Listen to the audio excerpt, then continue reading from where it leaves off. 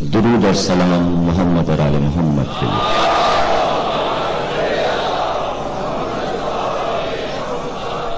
1422 ہجری کا محرم، عشرہ محرم کی 7ویں تقریر امام بارگاہ شاہ نجف میں آپ حضرات احسان اور اسلام کے موضوع پہ سماعت فرما پڑے۔ احسان ایک خوبصورت انسانی جذبہ کہ جس سے انسان اپنے وقار میں، اپنی عزت میں اضافہ کر سکتا ہے، لیکن حضور نے فرمایا کہ وہ احسان بیکار ہے جو کرنے کے بعد جتا دیا جائے۔ ہاں، یہ ہو سکتا ہے کہ احسان کو اس طرح یاد کیا جائے کہ احسان پھر کیا جائے۔ آل محمد نے کبھی اپنی پوری حیات میں یہ یاد نہیں دلایا کہ ہم نے تم پہ کیا احسان کیا۔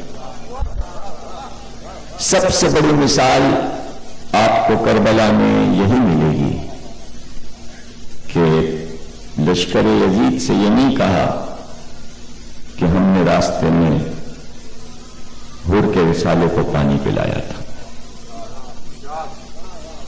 اور نہ وہ حور سے کہا مخاطب ہو کر کہ ہم نے کتنا احسان کیا تھا، اپنا سارا پانی تمہیں پلا دیا تھا۔ اگر ایسے محسن اور ایسی احسان کرنے والی بیویاں کہ جو احسان کر کے نہ جتائیں، انسان کو ان سے خود بخود محبت ہو جاتی ہے، اور کردار کی یہ بلندی مجبور کرتی ہے کہ اس شخصیت کے سامنے سر تسلیم خم کر دیا جائے۔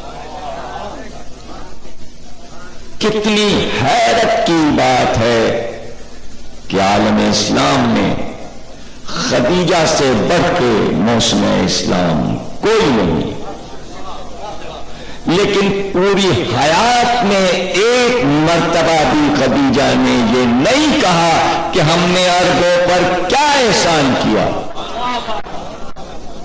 صرف اس بات پر خدیجہ پہ سلام ہوتا رہے قیامت تک مسلمانوں کا کہ اگر خدیجہ کی اپنی دولت محفوظ رہتی اور اس کو اسلام پر قربان نہ کرتی تو ایک ہی بیٹی تو تھی، اور وہ ساری وراثتاً دولت زہرا کو ملتی تو اس دولت کے سامنے باغ فتح کیا تھا؟ یہ سوچ کر مسلمان باغ فتح نہ لیتے کہ اس بی بی کی ماں نے ہم کو اس قابل بنایا کہ آج ہم عزت دار بنے بیٹھے ہیں، تو اس احسان کے بدلے میں فتح ہم دے دیں فاطمہ کو کہ تمہاری ماں کے احسانات ہیں اور یہ تمہارا ہے۔ جب مزاج سے واقف تھے کہ یہ اپنے پاس کچھ نہیں رکھتے تو کیا یہ سمجھ میں بات نہیں آ رہی تھی کہ فاطمہ تنہا اس فدق کو خود کھا نہیں جائیں گی بلکہ ماں کی طرح ہم ہی پر لٹائیں گی؟ جلدی کیا تھی؟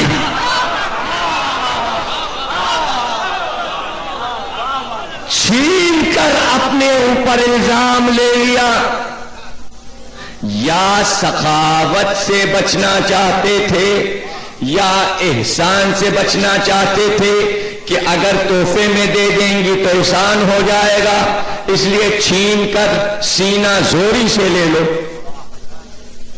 فائدہ کیا ہوا؟ پھر فاطمہ کا ہی احسان رہا کہ کہا دے دو، تو کہا اگر دے دیا تو فوج کہاں سے پلے گی؟ تو اب فاطمہ نے احسان لکھوایا کہ اسلامی فوج قیامت تک زہرا کی رقم سے پلے گی. تو اب فوج اگر زہرا کا نمک کھا لے اور پھر حق کے نمک ادا نہ کرے تو نمک حرانی کا الزام رہے گا. اس لیے ہر جگہ الاحسان الا الاحسان. ہر دنیا کی اسلامی فوج کو حق زہرا ادا کرتے رہنا چاہیے. ظاہر ہے کہ دولت سے تو ادا نہیں ہو سکتا، صرف اس سے ادا ہو سکتا ہے کہ زہرا کے بیٹے کی یادگار میں کوئی روڑا اٹکائے تو اسے مجرم قرار دو،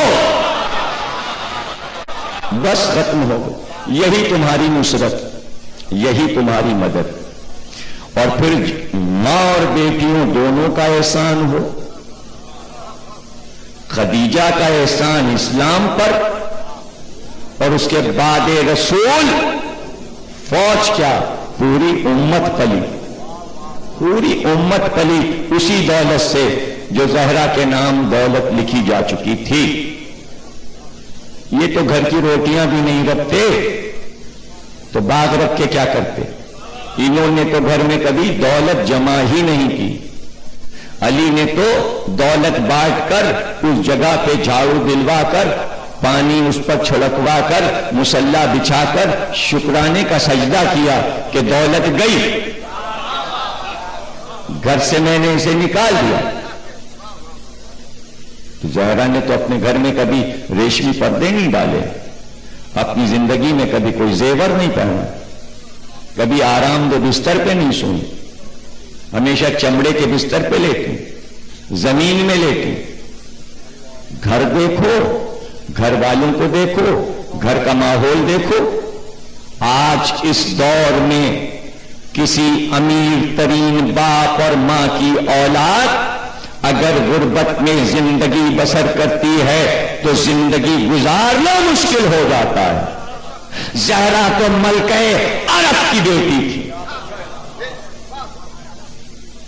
کتنی مشکل زندگی تھی، لیکن کیا کہنا. اور خدیجہ کو یہ معلوم ہے کہ دولت صرف ہو چکی، اب زہرا کی زندگی کیسے گزرے گی. اطمینان کس بات پر ہے؟ اطمینان اس بات پر ہے کہ انبیاء کا سرتاج اس بچی کا باپ ہے. یہ بیٹی میری اس قوم کی سردار ہے. کس اطمینان سے خدیجہ گئی؟ کیا انجام خدیجہ کو نہیں معلوم تھا؟ معلوم تھا. صرف اس بات پر آپ اپنی تاریخ، اپنی ہسٹری تمام مسلمان درست کرتے رہیں، جائزہ لیتے رہیں کہ کہاں غلط تاریخ لکھی جا رہی ہے، کہاں غلط فہمی پھیلائی جا رہی ہے. عرب میں کیا امیروں کی کمی تھی؟ کیا امیر مرد نہیں تھے؟ دولت مند لوگ نہیں تھے؟ اگر عرب میں نہیں ملتے تھے تو شام میں تھے، فلسطین میں تھے، مصر میں تھے. ایک ملک کے امیر کو دوسرا ملک جانتا ہے. 6 دولت مند لوگوں نے خدیجہ کو پیغام بھیجا تھا. اگر انہیں امیر شوہر چاہیے تھا تو وہ رسول سے شادی نہ کرتی، کہ جو غریب تھا، بادشاہ نہیں تھا، امیر نہیں تھا، لیکن انہیں معلوم تھا کہ یہ دین کا امیر ہے. کیا خدیجہ کے دین کی دلیل یہ نہیں ہے کہ کافر شوہر نہیں پسند کیا؟ تو اب رسید درست کر لیجئے کہ اگر شادی کرنا ہوتی تو امیر سے کرتی، ابو طالب کے غریب بھتیجے سے نہ کرتی. اس کے معنی یہ ہے کہ کوئی شادی اب تک خدیجہ نے نہیں کی. تو اب آپ کے ہاتھ نہیں کانپتے یہ لکھتے ہوئے کہ خدیجہ بیوہ تھی؟ یہ کیوں مسلمانوں کا قلم لکھے چلا جاتا ہے؟ ہمیں اس کا فائدہ بتا دو. مسلمان مورخ اخبار کتاب سب ہم کو فائدہ بتا دیں کہ اگر خدیجہ کو آپ بیوہ لکھ رہے ہیں تو اس جھوٹ بولنے کا مقصد بتا دیجئے، کیا مقصد ہے، اس سے کیا بات ثابت ہو رہی؟ ایسا تو کہیں نہیں کہ کسی اور کی بیوگی کو چھپانے کے لیے خدیجہ کو بیوہ بنایا جا رہا، اس کے علاوہ میرے سمجھ میں کچھ نہیں آتا۔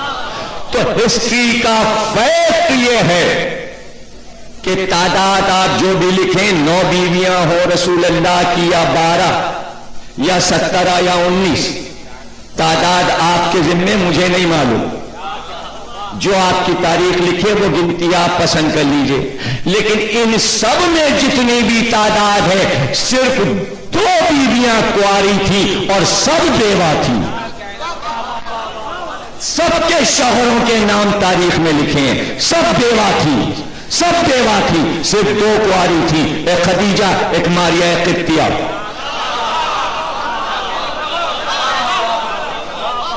سب بیوگی کی زندگی گزار کر، کچھ بیوہ تھیں، کچھ طلاق شدہ تھیں۔ جب طلاق ہو گئی تو حضور نے عقد کر لیا، لیکن ہسٹری مجبور کہاں پہ ہو جاتی ہے آ کے، اور ہسٹری کے یہ تاریخ کے نقطے میری نظر میں جب آ جاتے ہیں تو میں مورخ کو سوچنے پہ کتنا مجبور کر دیتا ہوں، یہ ذرا سوچئے گا۔ یہ تاریخ میں آپ کو نہیں ملے گا، یہ جملہ میرا ہے۔ 19 شادیاں ہوئی ہوں یا 12 یا 9، بارات نبی کی ایک ہی کے گھر گئی۔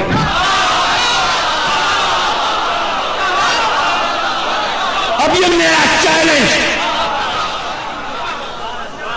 اب لاؤ تاریخ، آئے کوئی بڑا سے بڑا مورخ اور دکھا دے کہ رسول دولہا بن کے جا رہے ہیں، بارات جا رہی ہے، عقد ہو رہا ہے، خطبہ ہو رہا ہے، نکاح ہو رہا ہے، دلہن بیاہ کے لا رہے ہیں،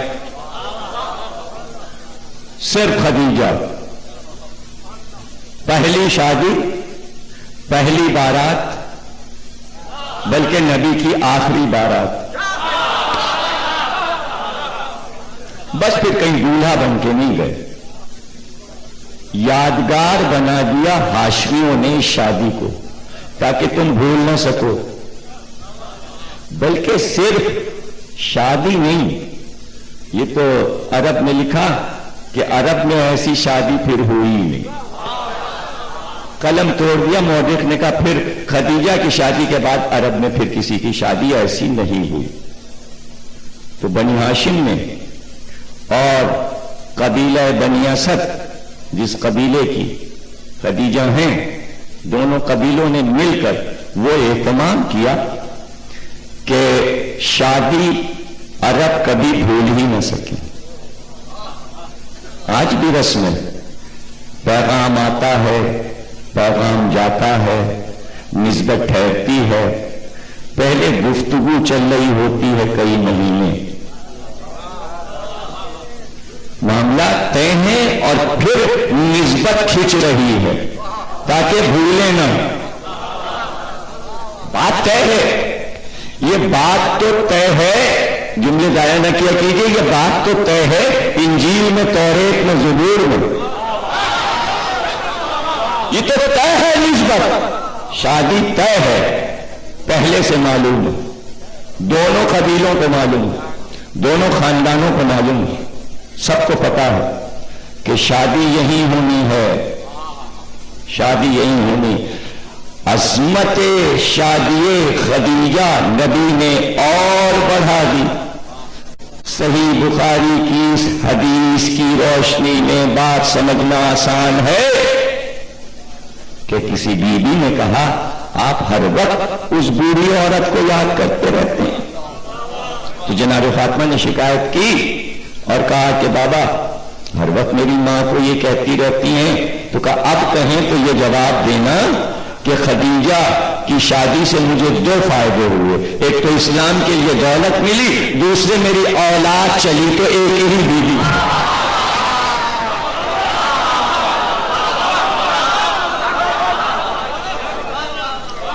اب اب غصہ کس پہ اترے گا؟ تاریخ پہ اترنا چاہیے تھا، وقت پہ اترنا چاہیے تھا، یا اللہ میاں پہ غصہ اترے کہ اولاد اور سے کیوں نہیں دی؟ غصہ اترا خدیجہ کی اولاد تو بھگتو، تو بھگت رہے، یہ غصے اتر رہے، بس تو نہیں ہے نا، صرف غصہ ہی تو اتر سکتا ہے نا، اس کے علاوہ اور کیا ہو سکتا ہے؟ مورخ کے اختیار میں، پھر میرے جملے کی قدر کیجیے گا، مورخ کے اختیار میں یہ ہے کہ بھائی اور بنا لے، بیٹیاں اور بنا لے، بیویاں اور بنا لے، اصحاب اور بنا لے، لیکن بیٹا نہیں مورخ بنا سکتا۔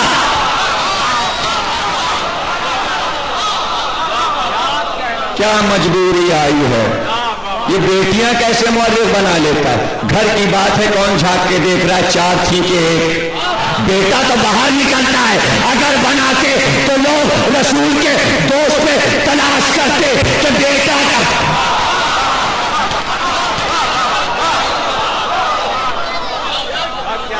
تو مورخ گھٹنے ٹیک کے خاموش ہو گئے۔ کیا کریں؟ اگر مورخ کے دل میں تمنا مچل بھی رہی تھی کہ بیٹا بنا لے، تو اللہ نے اس سے پہلے کہ مورخ کا قلم کچھ لکھے آیت اتاری، ابنانا وابنا، لاؤ بیٹے لاؤ۔ نہیں سمجھا؟ اللہ کا چیلنج دو طرف تھا۔ اس اشارے کو آپ سمجھے نہیں، صرف عیسائیوں سے نہیں کہا جا رہا تھا تم اپنے بیٹے لاؤ، تم اپنے بیٹے لاؤ، تم اپنے بیٹے لاؤ، تم اپنے بیٹے لاؤ۔ تو وہ کیا لاتے بیٹے؟ جو شادی ہی نہیں کرتے تھے، راہب تھے، دیر میں بیٹھتے تھے۔ بیٹا پھر کون لاتا؟ بیٹے تو دو ہی تھے، حسن تھے یا حسین تھے، بیٹے تو دو۔ تو اب مجبوری کہ اگر بیٹے نہیں ہیں تو پھر اسی کو بیٹا مان لیجیے جو بیٹا ہے، نبی کا وارث بیٹا۔ زیادہ غصہ کرنے کی ضرورت نہیں ہے اللہ میاں پہ، اور اللہ میاں کا غصہ ہمارے اوپر نہ اترا کرے۔ ہم میں اتنی طاقت نہیں ہے کہ اتنے فورس کا غصہ جو اللہ کے لیے ہو وہ بندہ اٹھا لے اس کا بار، اور اگر ہم اٹھا لیں تو پھر ہم کون ہیں؟ آپ علی کی بات کر رہے ہیں کہ ہم لوگ کون ہیں؟ کہ ہم لوگ اللہ میاں کے بیٹے، اللہ میاں کے وارث ہم لوگ ہیں کہ اللہ میاں کا غصہ جو ہے وہ ہمارے اوپر اترے؟ ہم کیا اللہ کے وارث ہمیں؟ نہیں، غصہ خود یہ بتا رہا ہے کہ وارث آج تک دنیا ہم ہی کو سمجھے۔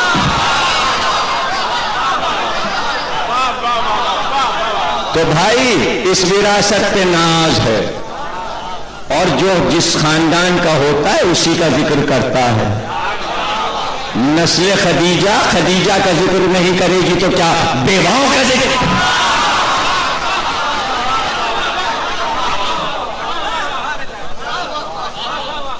ہم سے کیا مطلب؟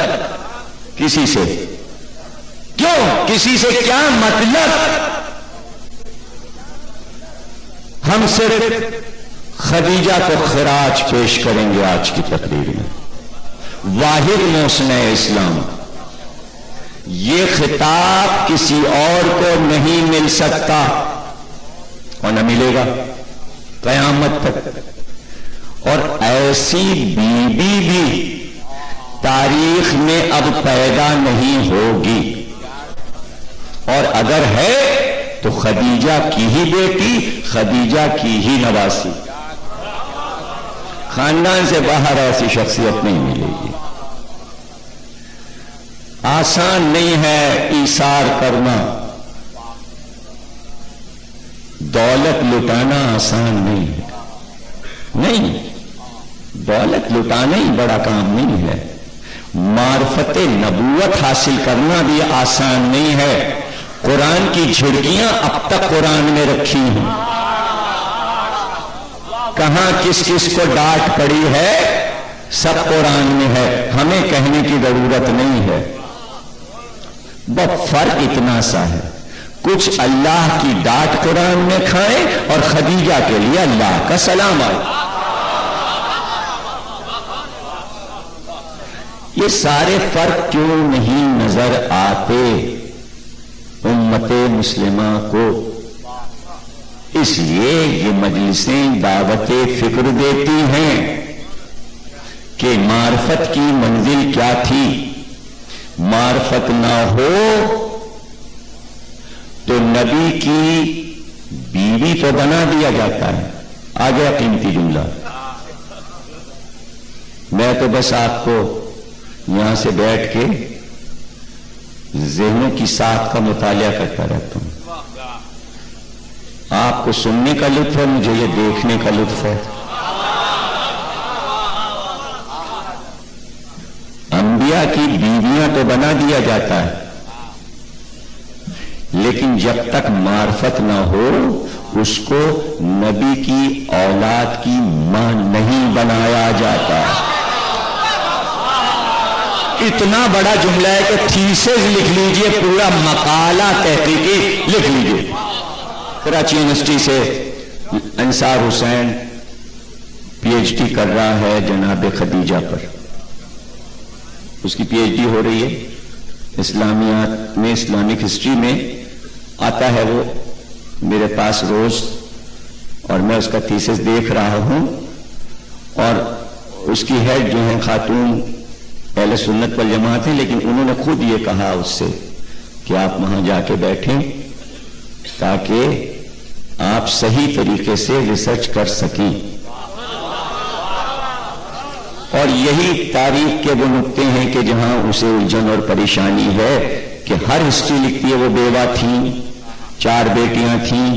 میں نے کہا یہی تو ریسرچ کے معنی ہے کہ تمہیں یہ ثابت کرنا ہے کہ یہ سب جھوٹ ہے، اور کھل کے کہو، یہ نہیں کہ ملک کیا کہہ رہا ہے، کالج اور یونیورسٹی کے کیا تقاضے ہیں، نہیں، تمہیں سچ لکھنا ہے۔ سچ تو سچ یہ ہے کہ آپ کریں گے کیا؟ اگر وراثت کی بات آئی کہ علم کا وارث کون بنا، قرآن کا وارث کون بنا، تو پھر خدیجہ کے سوا کون ہے؟ نبی 1,24,000 انبیاء کے وارث ہیں، ساری نبوتیں یہاں ختم ہوئی۔ اب وراثت نبی پہ رکے گی یا بڑھے گی؟ تو جب بڑھے گی تو درمیان کا وسیلہ خدیجہ ہے، تو وسیلے کو خراب نہیں کرنا ہے، اور اس وسیلے کو قیامت تک جانا ہے، مہدی تک۔ تو اس پورے سلسلے میں، مکمل سلسلے میں خدیجہ کی طہارت کو بیان کرنا، خدیجہ کی معرفت کو لکھنا ہے۔ آدم سے لے کر عیسیٰ کی تو شادی نہیں ہوئی، جناب یحییٰ کی تو شادی ہی نہیں ہوئی، جن پیغمبروں کی شادیاں ہوئی وہ سب ہمارے سامنے ہیں۔ ایک ایک نبی کی بہت سی بیویاں، لیکن ان بیویوں کو اولاد ملی جو معرفت رکھتی تھی شوہر کی۔ میں اور پیغمبروں کی بات کر رہا ہوں، اس میں کسی کے کوئی برا ماننے کی بات نہیں، اتنی دور رہتی ہیں بلقیس اور ایک ملک کی ملکہ ہیں۔ یہ کوئی حیرت کی بات نہیں ہے کہ کسی ملکہ سے نبی کی شادی ہو جائے، یہ اللہ کی سنت میں داخل ہے۔ بلکہ ضروری نہیں ہے کہ نبی کسی غریبی ہی عورت سے شادی کرے، اللہ کی مرضی ہے، امیر سے بھی کرے، مرضی ہے اللہ کی۔ تلاش یہ نہیں ہے کہ دولت بہت ہو تاکہ نبوت امیر ہو جائے۔ سلیمان کو ملک عظیم مل چکا ہے، وہ خود بادشاہ ہیں ایک بڑی سلطنت کے، بلقیس کی سلطنت چھوٹی ہے، تو اب دولت کی ضرورت نہیں ہے۔ اللہ دیکھنا یہ چاہتا ہے کہ نبی کی معرفت بھی رکھتی ہیں بلقیس یا نہیں، معرفت بھی رکھتی ہیں یا نہیں۔ پیغام بھیجا گیا، پیغام لے کے حدود گیا، تخت چلا، وہ آئی، منگنی ہو چکی تھی چچا کے بیٹے سے، بلقیس کی، شاہی خاندان تھا، آئی، شادی ہوئی سلیمان سے، رہی حضرت سلیمان کے ساتھ، نسل چلی بلقیس سے ہی حضرت سلیمان کی۔ بیویاں کسی نے لکھی 300 تھیں، کسی نے لکھا 700 سے، کسی نے کہا 7000 تھی۔ نام ایک ہی کا تھا، بلقیس، اس لیے کہ نام اللہ نے زندہ رکھا۔ تو نبی چاہے جتنی شادیاں کریں، ہمارے نبی نام ایک ہی بی بی کا رہ گیا قرآن میں، وہ ہے خدیجہ۔ ایک ہی بی بی، قرآن میں ایک ہی بی بی کا ذکر ہوا، وہ ہے خدیجہ۔ جیسے بلقیس کا نام رہ گیا قرآن میں، ایسے ہی خدیجہ کا نام رہ گیا۔ کیوں؟ معرفت بھی تھی، اس لیے اولاد بھی عطا ہوئی، نبی کی نسل بھی چلی۔ اب معرفت کی منزل دیکھیے، کچھ دنوں کے بعد واپس گئی اپنے ملک بلقیس، تو پوچھا کہ وہ میرے چچا کا لڑکا کہاں ہے؟ وہ اس کی حالت دیکھنا چاہتی تھی کہ اس سے نسبت تھی، تو شادی تو ہو گئی سلیمان سے۔ تو لوگوں نے بتایا وہ تو جب آپ کی شادی ہوئی اس کے بعد سے ہی ملنگ ہو گئے۔ اچھا بھائی، یہ لفظ میں نے سمجھانے کے لیے استعمال کیا، یعنی راہب ہو گئے، لیکن ملنگ کا لفظ اس لیے استعمال کیا کہ راہب پہ کیفیت طاری نہیں ہوتی، ملنگ پہ کیفیت۔ آپ ابھی جب آگے چلیں گے تو آپ کو ملنگ کا لطف اب آئے گا کہ میں نے یہ لفظ کیوں کہا۔ کا کیا مطلب؟ کا ایک بہت اونچا مینار بنوا لیا ہے انہوں نے، بہت اونچا سا، زینے ہیں اس میں، اور اسی کے اوپر چڑھ گئے، وہاں سے اترتے نہیں، اور سب سے اوپر کی منزل پر بس کھڑے ہوئے ایک طرف دیکھے جاتے ہیں اور کچھ کہتے ہیں۔ اچھا کیا کہتے ہیں؟ کہ یہ تو کسی کو نہیں معلوم۔ بلقیس مینار پہ چڑھی، آخری منزل پہ پہنچی تو دیکھا کہ وہ کچھ دیکھتا ہی نہیں دائیں بائیں کہ کون آیا کون گیا۔ اب سمجھ میں لفظ کی کیفیت آئی نہیں؟ ابھی اور مزہ آئے گا آپ کو اس لفظ کی کیفیت کا۔ قریب گئی تو بس یہ سنا کہ وہ اشارہ کر کر کے کہتا، یہ فاران کی چوٹیوں سے آخری نبی آئے گا، میں محمد کا انتظار کر رہا ہوں۔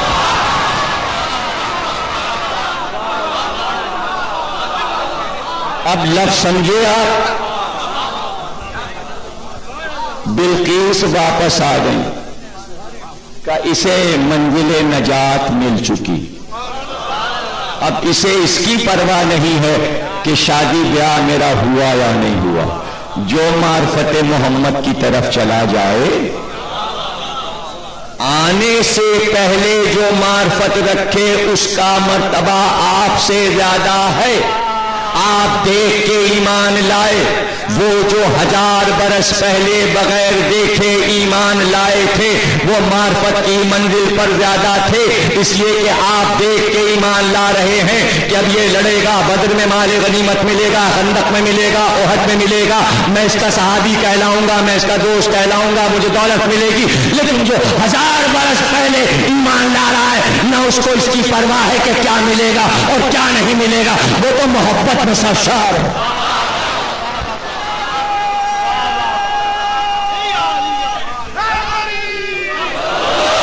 تو اب جو اس کے حبیب سے محبت کرے غیب میں، غیب کی محبت کا مرتبہ زیادہ ہے۔ امتحان تو اب ہو رہا ہے کہ 12 کو نہیں دیکھا، پھر یوں بیٹھے 12 کے نام لے رہے ہیں جیسے دیکھ چکے ہیں۔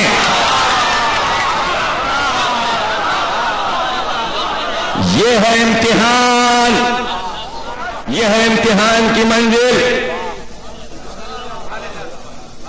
ڈھاک کے 3 پات کی بات کرنا اور ہے، 12 کے سلسلے کو یاد رکھنا اور ہے۔ سمجھ رہے نا آپ باتوں کو؟ آپ سے زیادہ کون سمجھے گا؟ اللہ دیکھتا تھا معرفت اور اسی کی جزا، اسی کا انعام۔ یوسف کس کس مصیبت میں پڑے؟ ایک عورت کی وجہ سے۔ ایک عورت کی وجہ سے حسن یوسف ان کے پاؤں کی زنجیریں بنا ہوا تھا، مجبوریاں تھیں، لیکن اس آنچ سے بچتے ہوئے، اس آگ پر چلتے ہوئے کہ قدم جلیں بھی نہ، یوسف آگ کا ماتم کر گئے اور حسن و عشق کی آگ میں جلے بھی، بچا گئے دامن اور پھر بادشاہ بن گئے، بادشاہ بن، اور جو بادشاہ تھی، ملکہ تھی، وہ فقیرنی بن گئی، اور جب سواری نکلی تو بس اب اس پر تو دیوانگی کا دورہ، وہ بھی ملنگنی بن گئی۔ پھر لفظ کا مزہ لے لیجیے، کیا کہتی ہے؟ یوسف یوسف یوسف یوسف، اسی کو تو کہتے ہیں دورہ پڑنا، حال آنا۔ یوسف نے سنا کہ اس کو بلا، آئی دربار میں، یہ تیرا کیا حال ہو گیا؟ تو بہت خوبصورت تھی، یہ جوانی تیری کیا ہوئی؟ بال تیرے سفید ہو گئے، آنکھیں کہاں گئی تیری؟ تو اندھی ہو گئی، یہ کمر کیوں جھک گئی؟ اتنی ضعیف کیسے ہو گئی؟ کہ یہ جو چیز دیکھ رہے ہو سب تمہارے عشق میں ہوا۔ لو، یہ پوچھ رہے تھے خیریت، اور سارے الزام ان پہ آ گئے، نبی بھی ہیں اور بادشاہ بھی۔ کہا بھائی کیوں مجھ سے تم نے کیوں عشق کیا؟ کہا میں یہ سمجھتی تھی دنیا میں مردوں میں تم سے زیادہ خوبصورت نہیں، عورتوں میں مجھ سے زیادہ خوبصورت کوئی نہیں۔ محبت ٹکر پہ ہوتی ہے، آپ نہ سمجھیں گے تو کون سا؟ اگر نسب صحیح ہے تو نسب سے نسب ملے گا تو محبت ہوگی، سمجھ رہے نا؟ معرفت برابر کی ہو تو محبت آپ سے آپ ہو جاتی ہے۔ بلندیاں بلندیوں کو کھینچتی ہیں، آسمان آسمان کو کھینچتے ہیں، سمجھ رہے نا؟ کہ بھائی میں نے کیا کیا؟ کہ تمہارے حسن نے یہ عشق پیدا کیا۔ کہ کیا میں بہت خوبصورت ہوں؟ کہ تم سے زیادہ خوبصورت تو دنیا میں کوئی نہیں۔ کہ مجھے دیکھ کے تیرا یہ عالم ہو گیا کہ تو بوڑھی ہو گئی، اندھی ہو گئی، میرے عشق میں دیوانی ہو گئی۔ اگر کہیں تو نبی آخر محمد کے عشق کو دیکھتی تو تیرا کیا عالم ہوتا؟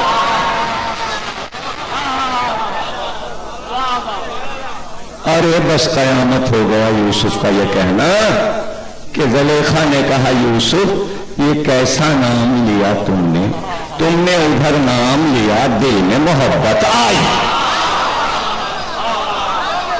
اب سمجھ میں آیا نام محمد میں محبت ہے،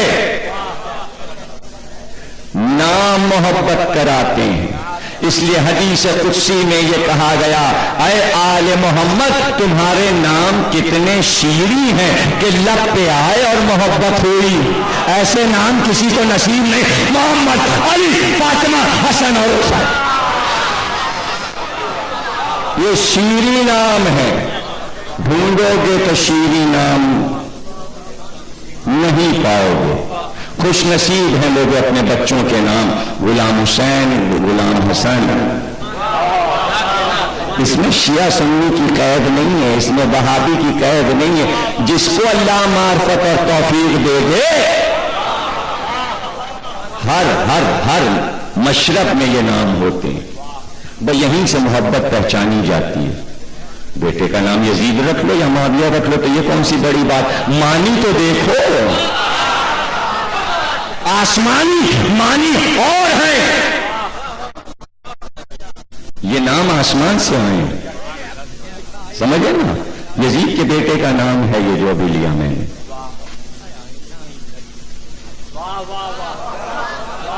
بھئی مجلسیں جا رہی ہیں، ٹیپ ہو کہ اب کی محرم ہوگا کمشنر کے ہاں بھی، مجلسیں ہوں گی تو کچھ معرفت کی باتیں وہاں بھی تو سنی جائیں نا بھائی.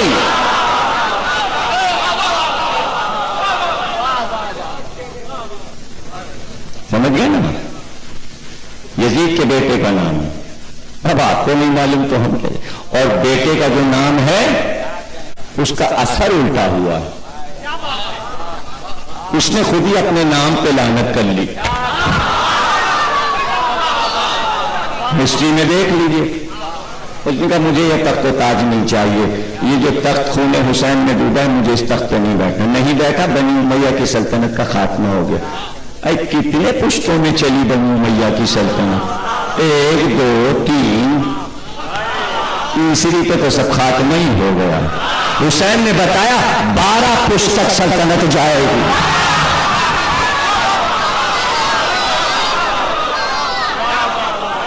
جا رہی اب تک ہے. کہاں ہے بنی امیہ کا راج؟ اب کوئی واپس لانا چاہے تو واپس آ سکتا ہے. اب کیا واپس آئے گا؟ نہیں. اب واپسی ناممکن. واپس وہ چیز لائی جاتی ہے جو زندہ ہو. مردہ چیزیں واپس نہیں لائی جاتی. اب کیا واپس؟ پھر آل محمد کا ہی راج رہے گا. اسی راج کو پسند کرو. اس سے اچھا راج کوئی راج نہیں. اس راج میں معرفت. اللہ نے کہا اچھا تو نے دیکھا نہیں میرے حبیب کو اور تیرے دل میں محبت آئی. جبریل اس کی جوانی پلٹا دو. جوانی پلٹ گئی. یوسف سے شادی ہوئی. شادی کے بعد 2 بیٹے ہوئے. پھر 1 بیٹی ہوئی. چونکہ محمد کی معرفت تھی اس لیے اولاد عطا ہوئی. جہاں محمد کی معرفت نہیں ہوتی اللہ اولاد نہیں.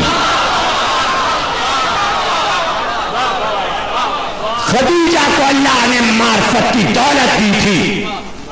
ان کا خاندان علمی تھا.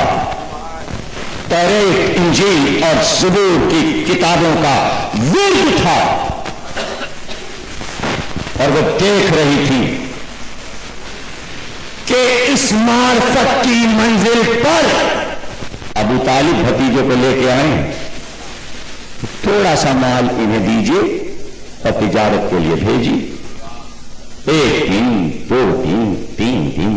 جب پہلا دن آیا تو اپنے غلام میسرہ کو بلا کے کہا جو سب سے اچھا اونٹ ہو وہ اونٹ پیش کرنا محمد کو. وہ اونٹ لایا تو وہ سرکشی سے آمادہ. خدیجہ دیکھ رہی ہیں پردے سے. وہیں سے ڈاک کے میسرہ سے کہا ہم نے تو کہا تھا اچھا اونٹ لانا. کب پہلی بار اس اونٹ نے یہ سب کچھ کیا؟ سرکش اونٹ. لیکن جیسے ہی محمد نے مہار پکڑی سر کو جھکا لیا.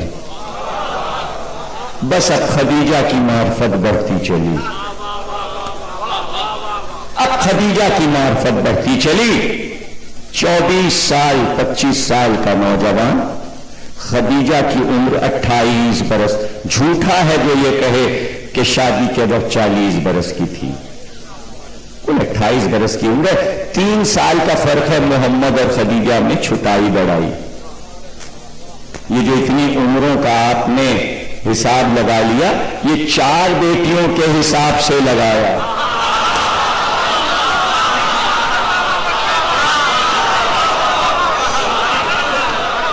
ہر چیز گھٹانا بڑھانا پڑتی ہے. جب نسل مشہور ہے 1 جھوٹ کے لیے 10 جھوٹ بولنے پڑتے ہیں. جھوٹ 1 بولنا تھا اب بار بار سارے جھوٹ بولنے پڑے. 1 جھوٹ گھٹائیے پھر سچی سچ سچی سچ سچی سچ آ جائے. سچ بولنے کی عادت بہت اچھی ہے. لکھو بھی سچ بات بولو بھی سچ بات. اور ہمیں اس پہ ناز ہے کہ ہم کبھی جھوٹ نہیں بولتے. اپنے مجموع میں جھوٹ چھپا کے بولا جاتا ہے. سچ میدان میں بولا جاتا ہے. اگر دیکھنا ہے تو مداخلے کا میدان دو. اور حکومت علماء صادقین سچوں کے ساتھ ہو جاؤ. جدھر سچے ادھر ہم. جھوٹوں سے ہم کیوں نہ بچیں؟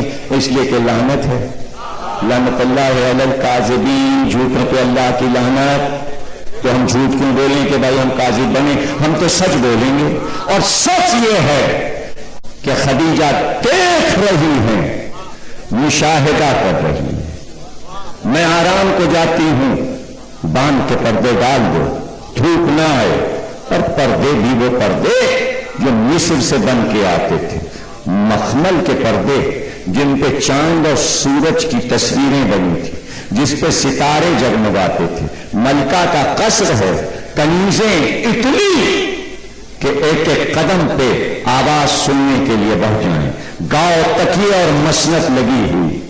کیا شان خدیجہ ہے کہ کب حجرے سے باہر آئیں گی، کب حجرے خاص میں جائیں گی، کب آرام کے حجرے میں جائیں گی، وقت مقرر ہیں۔ کنیزوں کو معلوم ہے، ایک دو نہیں، 400 کنیزیں مستقل موجود رہتی تھی، بالوں میں موتی پروئے ہوئے، جھوٹے نہیں تھے موتی، سچے موتی، اس لیے کہ انہی سب چیزوں کی تو تجارت تھی۔ مصر سے، شام سے، فلسطین سے اونٹوں پہ لد کے زر و جواہر جاتے اور آتے، اور خدیجہ سے بڑا کوئی تاجر نہیں تھا عرب میں۔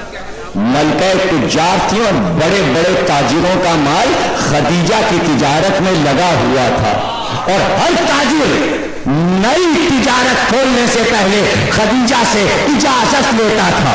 بڑی لمیٹڈ کمپنی سے چھوٹی کمپنیوں کو آج بھی ایڈ لینے کو خدیجہ کی اجازت نہیں، پردے ڈال دو، میں آرام کرنا چاہتی ہوں۔ پردے کھینچ کیے گئے، خدیجہ حجرہ خاص میں آئی، لیکن جیسے ہی تکیوں سے ٹیک لگائی، نظر پڑی دیوار پہ کہ جیسے دھوپ آتی، کہ ہم نے کہا تھا کہ پردے ڈال دو، پردے کھینچ کے کنیزوں نے ادب سے کہا، سب پردے کھینچ دیے گئے۔ کہا پھر یہ روشنی کیسی ہے؟ اب کنیزیں پریشان، دور کے چند کنیزیں بام پہ گئیں، باہر گئیں تو منظر یہ دیکھا کہ آنے والا اونٹ پہ آتا ہے، لیکن بادل کا ٹکڑا اس کے سر پہ سایہ کیے ہوئے ساتھ چلتا ہے، اور جیسے جیسے وہ بڑھتا ہے اس کے چہرے کا نور خدیجہ کے محل میں داخل ہوتا جاتا ہے۔ کبھی بھی ذرا آئیے تو کسی اور نے نہیں لکھا، لارنس انگریزی ڈاکٹر ہے جس کے لکھے ہوئے کو پڑھ رہا ہوں، اور اس نے اہل سنت کی تمام کتابوں کا حوالہ دے کر یہ واقعہ لکھا ہے کہ کہا خدیجہ ذرا آ کے تماشا دیکھیے کہ چہرے کا نور آپ کے بام تک آ رہا ہے۔ اب جو خدیجہ نے دیکھا تو محمد کا چہرہ نورانی تھا، یہ دھوپ نہیں تھی، یہ نور محمدی کا جلوہ تھا۔ خدیجہ نے نبوت کو قریب سے دیکھا تھا، وہی دن تھا کہ کنیزوں کو حکم دیا اور اپنی خاص خاتون خانہ نفیسہ سے کہا کہ محمد سے کہو ہم سے مل کے جائیں۔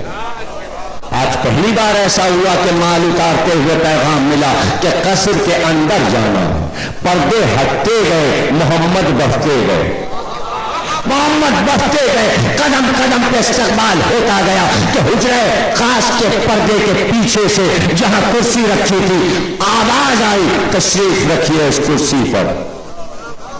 ابو طالب کے گھر کا چراغ، عبداللہ کی آنکھوں کا نور، آمنہ کا لال کرسی پہ تشریف فرما ہوا، آواز آئی، خدیجہ کا آپ پر سلام۔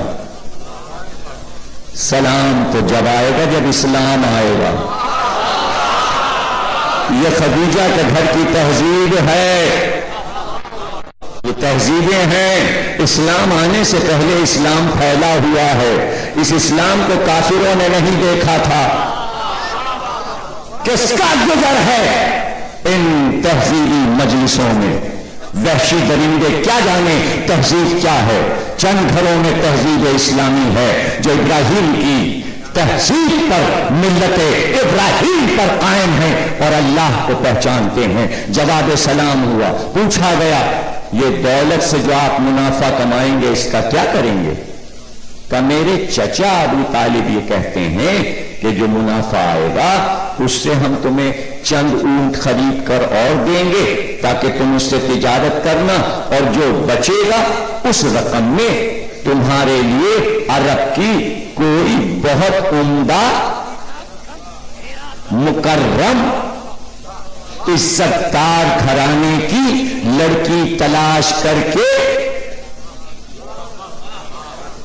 جو طاہرہ بھی ہو اس سے عقد کر دیں گے۔ شرط محمد نے سنا دی ہے، شرط ابو طالب نے لگائی ہے۔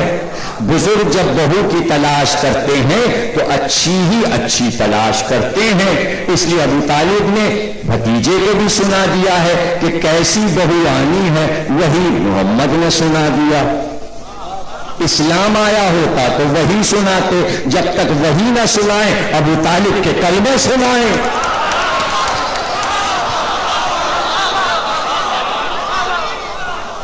تو کہا اچھا اگر میں ایک عزت دار تہذیب یافتہ خاتون کا نام پیش کروں تو آپ عقد کریں گے؟ کا نام آپ بتا دیجئے، پہلے میں چچا سے پوچھوں گا۔ کا تو پردے کے پیچھے کنیز آپ سے عقد کے لیے تیار ہے۔ محمد کے چہرے پہ سرخی آئی، اٹھے آئے، چچا کو بتایا، چچا کا چہرہ خوشی سے سرخ ہو گیا۔ ایک ایک بھائی کو آواز دی، ایک ایک بہن کو آواز دی۔ ابو طالب کے 11 بھائی تھے اور 7 بہنیں تھیں۔ مجمع لگ گیا ابو طالب کے حجرے میں کہ محمد کا پیغام ملکۃ العرب نے دیا ہے۔ کیا خوشی کا عالم تھا۔ اگر بیوہ ہوتی تو کہتے ابو طالب ارے میرے بھتیجے کی پہلی شادی ہے، شادی کروں تو بیوہ سے کروں۔ اور سب سے بڑھ کے یہ الزام آتا بیچارے کا باپ مر گیا، یتیم تھا۔ ابو طالب کو معلوم ہے کہ خدیجہ کس منزل پر ہے۔ ابو لہب آیا، اس نے کہا ناممکن، یہ گفتگو مورخ کو سمجھانے کے لیے کافی ہے کہ خدیجہ کی عظمت کیا ہے۔ سن لیجئے، ابو لہب کے پاس عرب میں سب سے زیادہ سونا تھا، 132 تولہ سونے کا مالک تھا، سب سے زیادہ دولت مند تھا۔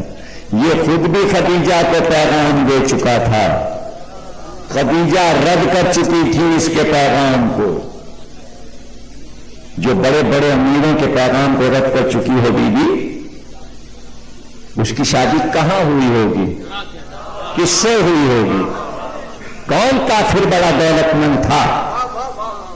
تو جھوٹے نام دینے سے کیا فائدہ جن کا ہسٹری میں نام بھی نہیں۔ اس کے جملے یہ بتا رہے، اس نے کہا کفر بولا، مسلم گواہی بعد میں ہے، کفر بولا، ناممکن ہے کہ خدیجہ محمد کو پیغام دیں، اس لیے کہ عرب کے بڑے بڑے رئیسوں امیروں کے پیغام کو انہوں نے ٹھکرا دیا، تو وہ محمد جیسے غریب کا پیغام کیسے دے سکتی؟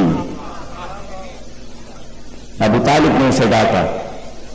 جناب صفیہ جو بہن ہے، انہوں نے کہا میں تصدیق کو جاتی ہوں، بحث نہ کرو۔ سواری تیار ہوئی، محمل میں بیٹھی اور خدیجہ کے قصر کی طرف چلی۔ کنیزوں نے اطلاع دی، کہا بی بی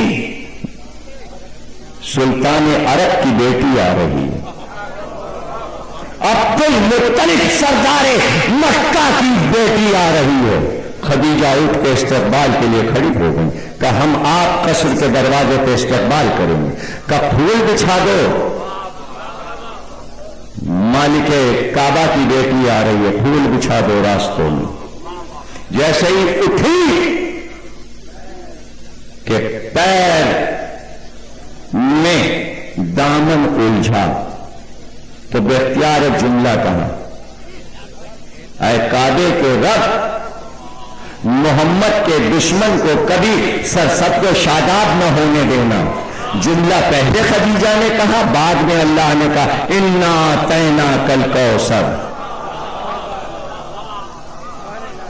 محمد کا دشمن ابتر ہے. دعا خدیجہ کی تھی، اللہ نے قرآن میں رکھ دی سورہ کوثر میں، اور کہ سورہ بھی تمہارا ہو گیا. صفیہ آئیں، گفتگو ہوئی، آپ نے پیغام دیا؟ کہ بالکل پیغام دیا.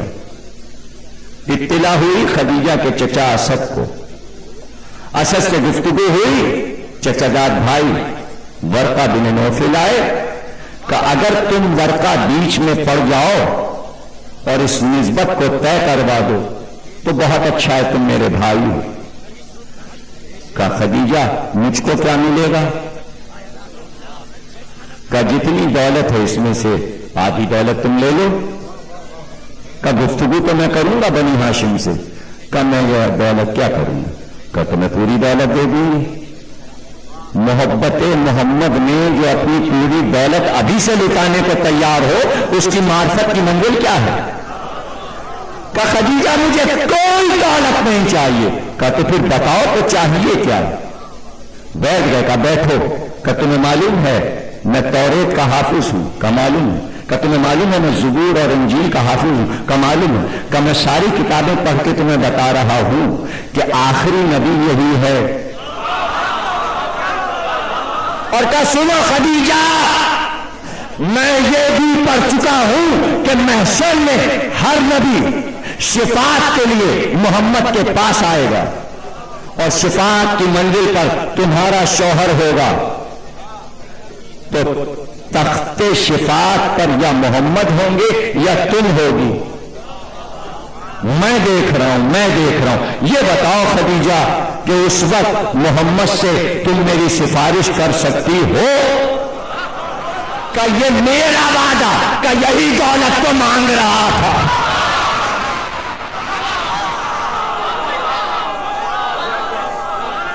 یہی دولت تو مانگ رہا.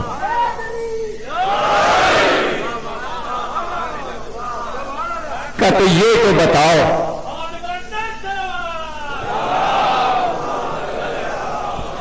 بتاؤ کیا محمد میں کوئی عیب ہے؟ کہ اچھا تو سنو. محمد کی چال مہتاب کی چال، محمد کی صورت آفتاب کی صورت. جب وہ اترتے ہیں پہاڑی سے لگتا ہے آسمان جھک رہا ہے. جب وہ پلک اٹھاتے ہیں تو لگتا ہے کائنات کروٹ بدل رہی ہے. نظر ایسی، چہرہ ایسا، آنکھیں ایسی کہ میں کہتی ہوں کوئی عیب سناؤ. تم قصیدہ پڑھتے ہو تو رک کے کہا خدیجہ اس میں کوئی عیب ہو تو بتاؤ. کہا تو پھر جاؤ بات کرو. ورقہ نے بات کی. معرفت والے لوگ تھے. اب آپ صحابیت کی قطار لگا دیجئے. ورقہ سے پہلے کسی نے تصدیق کی ہو تو صدیق کس کو کہا جائے گا؟ ورقہ کو یا بعد والوں کو؟ انصاف انصاف انصاف انصاف. عالم ہے ورقہ، عالم ہے. ورقہ جاہل نہیں ہے. ورقہ علم کے ساتھ معرفت کا ثبوت دے. مر گئے ورقہ نے کچھ مانگا نہیں نبی سے. اس دن کے لیے زندہ بھی نہیں رہے جب مال غنیمت آئے گا. اپنا کام کیا، شادی کروا کے چلے گئے. اب کل عرض کریں گے کہ شادی کیسے ہوئی، لیکن شادی ایسی ہوئی کہ عرب میں یادگار ہوئی. دولہا وہ تھا جس کے حسن کا کوئی جواب عرب میں نہ تھا. اسی محمد کی اولاد کو ہی تو حسن ملنا تھا، یا کسی اور کو مل جائے. اس لیے کہا سر سے ناف تک حسن میری شبی، ناف سے پیر تک حسین میری شبی. جب حسن نکلتے تو لوگ کہتے یہ تو محمد کی شبیہ ہے. محمد کی شبیہ. چال رفتار حسن کی سب رسول خدا کا چہرہ. رفتار رسول خدا کی. یا علی اکبر ہم شکل پیغمبر ہیں، یا حسن ہم شکل پیغمبر، یا حسین ہم شکل نہیں. قاسم بھی ہم شکل پیغمبر تھے، اس لیے کہ حسن کے بیٹے تھے. حسن محمد قاسم کو ملا. اور مورخ نے قلم توڑ دیا یہ لکھنے میں کہ قاسم کا حسن لکھا نہیں جا سکتا، اور اتنا اہتمام تھا کہ 14 برس کی عمر میں قاسم کے لیے یہ اہتمام کیا کہ سب گھوڑوں پہ بیٹھے تھے، 6 مہینے کا سفر تھا، قاسم کو گھوڑے پہ نہیں بیٹھنے دیا بلکہ اماری نے بٹھوایا، اور جب کسی نے پوچھا قاسم کو اماری نے کیوں بٹھایا تو کہا دھوپ بہت تیز ہے، ایسا نہ ہو کہ قاسم کے رنگ پہ آفتاب کی تمازت پڑے۔ بہت چاہتے تھے حسین، بھتیجے سے بڑی محبت کرتے تھے، اور جب سامنے آ جاتے قاسم تو یہی کہا کرتے تھے جب تم آتے ہو تو مجھے اپنا مرحوم بھائی یاد آ جاتا۔ آج محرم کی 7 تاریخ ہے، ابھی مہندی نکلے گی۔ مہندی کیا ہے؟ مہندی ایک دولہا کی یادگار ہے، مہندی شادی کا سمبل ہے۔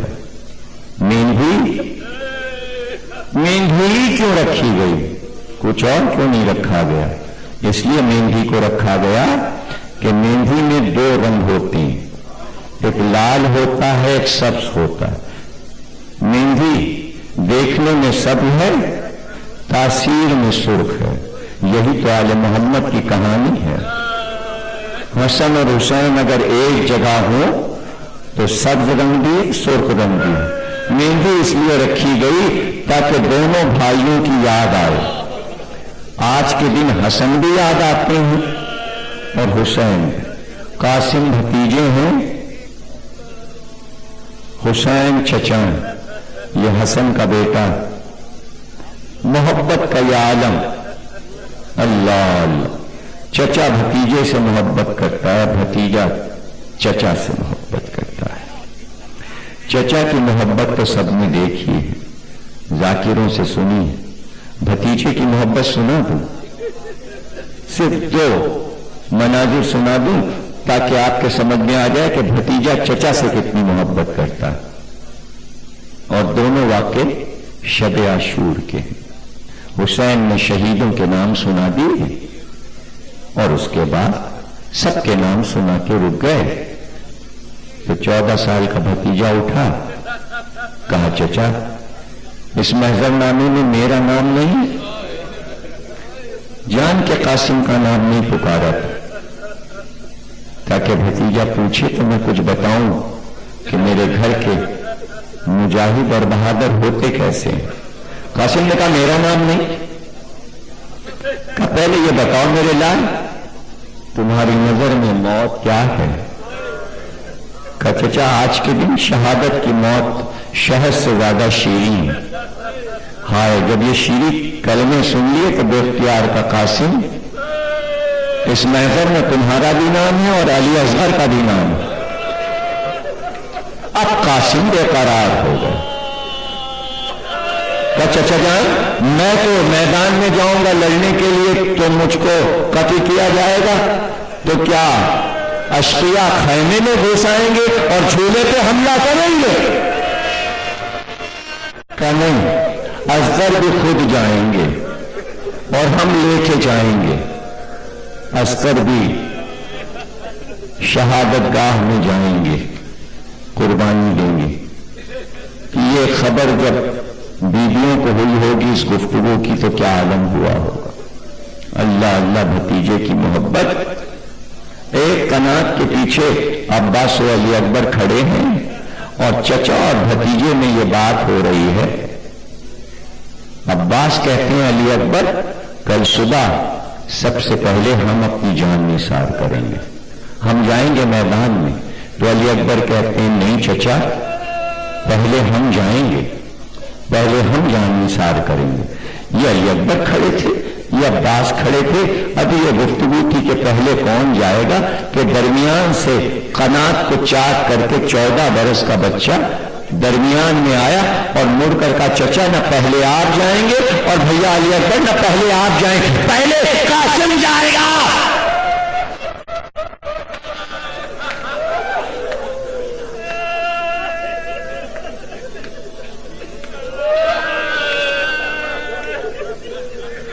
पहले कासिम जाएगा। तो फिर कासिम ने अपनी जान लड़ा दी पहले जाने में।